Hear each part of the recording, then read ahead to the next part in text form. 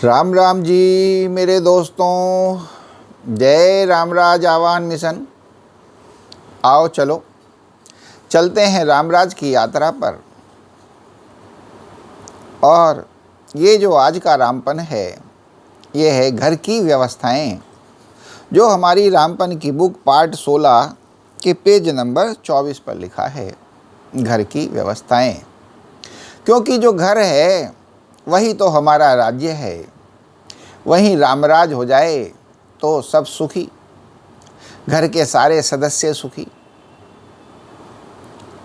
तो आओ इसकी हम चर्चा करते हैं, घर की व्यवस्थाओं की। अब घर में या परिवार में दो प्रकार के काम होते हैं, एक तो व्यक्तिगत और दूसरा सामलेत अर्थात कॉमन। जिस घर में कामों को करने की समस्याओं को निपटाने की उचित व्यवस्था रहती है, वह घर सुव्यवस्थित एवं सुखी रहता है। इनके लिए चाहिए कि मुखिया एवं मैनेजर में तालमेल हो। मैनेजर का अपने मुखिया पर विश्वास हो। और उचित व्यवस्था तो ये है कि अपना व्यक्तिगत कार्य तो सब अपना अपना स्वयं करें, तथा कॉमन वर्क सामलेत कार्य जो है सब लोग मिलजुल कर आपस के सहयोग से करें, तथा उनको करने की उचित व्यवस्था भी बना दी जावे, ताकि सब सुचारू रूप से हो सके, सब कर सकें। यह निश्चित है कि जहाँ का सामलेत यानी कि कॉमन रख रखाव अच्छा होता है, वहाँ अच्छा लगता है, वहाँ की तारीफ रहती है, वहाँ सुख रहते हैं। बस सामलेत कार्य सुचारू रूप से निरंतर होते रहने चाहिए। इन व्यवस्थाओं को बनाने की जिम्मेदारी है मुखिया की एवं मैनेजर की, जो उन्होंने अपनी सूझबूझ से बनानी होती है, एवं इसके बिना काम चलता ही नहीं है।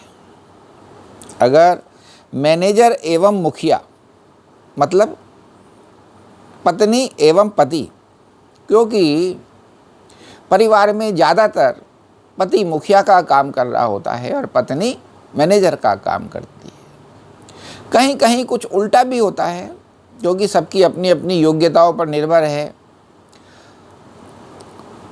तो पति और पत्नी के बीच आपसी तालमेल जहाँ नहीं होता है, जहाँ आपसी विश्वास नहीं होता है, जहाँ 36 का आंकड़ा होता है, अर्थात विचारों में मतभेद होता है, उन परिवारों की कॉमन व्यवस्था खराब हुई रहती है एवं परिवार का तथा परिवार के सदस्यों का उचित विकास नहीं हो पाता है।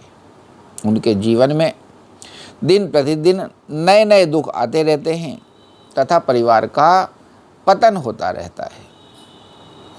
उनके समय समय पर भिन्न भिन्न प्रकार के नुकसान होते रहते हैं। सभी सदस्य नुकसानों का, परेशानियों का दोष एक दूसरे के सिर पर मढ़ते रहते हैं और घर आपसी मतभेदों का, आपसी द्वेष भावों का शिकार हो जाता है, जिससे उनके व्यक्तिगत जीवन भी प्रभावित होते हैं। अतः बहुत ही आवश्यक है परिवार के कॉमन रखरखाव की उचित व्यवस्था करना तथा किसी भी तरह उसको करते रहना, कॉमन परेशानियों को दूर करते रहना। इसमें आपसी सहयोग, मेहनत करना, अनुशासन रखना, एक दूसरे के काम आना, कामों में साधनों के खर्चों में किफ़ायत रखना आदि, इन सब चीज़ों का ख्याल रखना होता है। और दूसरी तरफ जो व्यक्तिगत कार्य सभी अपने अपने स्वयं करें, एक दूसरे पर उनका बोझ न डालें। कोई सहयोग कर दे तो उसे सराहें और दूसरे को उसके लिए कंपनसेट भी करें। इस प्रकार जहाँ ध्यान रखा जाता है, जहाँ ध्यान रखा जाएगा, परिवार सुखी परिवार, आदर्श परिवार हो जाएगा। और सूझबूझ से ही इसको करना होता है, इन व्यवस्थाओं को बनाना होता है। अब जो परिवार में कई सदस्य होते हैं, कोई ज़्यादा होशियार होता है, कोई कम होशियार होता है, तो सब लोग मिलजुल कर एक दूसरे की काबिलियतों का फ़ायदा उठा करके, एक दूसरे की योग्यताओं का, अनुभव का सहारा ले करके पूरे परिवार का भला कर सकते हैं। किसी को ये नहीं सोचना चाहिए कि मैं क्यों करूं, ये तो इसका काम है, ये तो उसका काम है। बस आपसी तालमेल, आपस में हारमनी, आपस में सहयोग और आपसी सद्भाव, अपने परिवार के प्रति सद्भावना जब सब में ऐसी होने लगती है तो यही इन परिवारों में ही रामराज हो जाता है।